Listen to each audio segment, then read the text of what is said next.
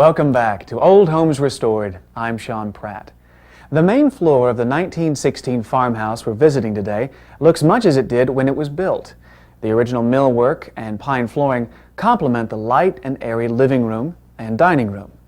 The homeowners say the spacious layout is what attracted them to this house.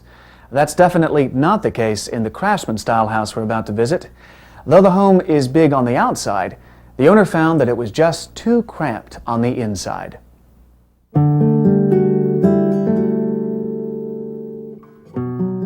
From the outside, this Portland, Oregon house used to be the neighborhood eyesore, and inside, it was for homeowner Rick Sandstrom almost unusable. The footprint was large when you look at total square footage, but at the same time, it was very fragmented. Even though there were a lot of rooms, they were all walled off.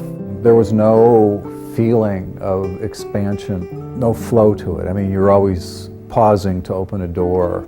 But Rick was fond of the 80-year-old Craftsman-style house, so he brought in Ted Lenhart to help restore it.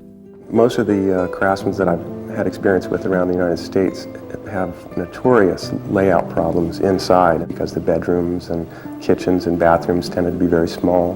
They were done that way when they were built for utility purposes as far as heating and efficiency and things like that. While the layout was efficient for working-class homeowners in the 1920s, it was way too confining for modern use. It had to be opened up. They decided to convert the attic into an upstairs living area.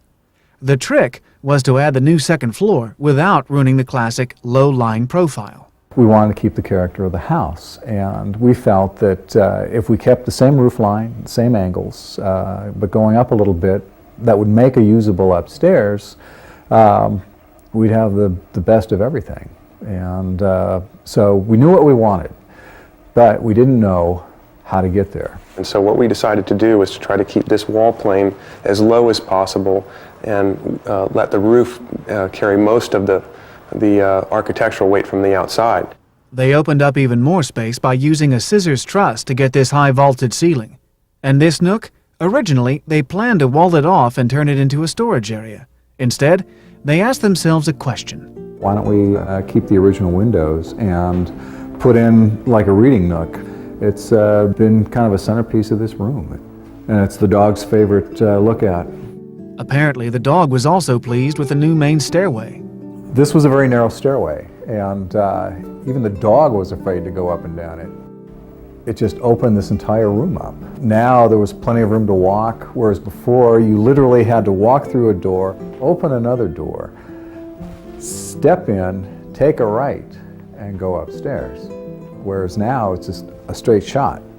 While it wasn't exactly a straight shot to get from the old rundown neighborhood eyesore to his new two-story home, Rick feels it was well worth it to restore his old Craftsman. Now that it's almost finished, it's just you walk into this nice space and you just get the impression that it's a lot bigger. But now there's no confined feeling about walking through this house any longer.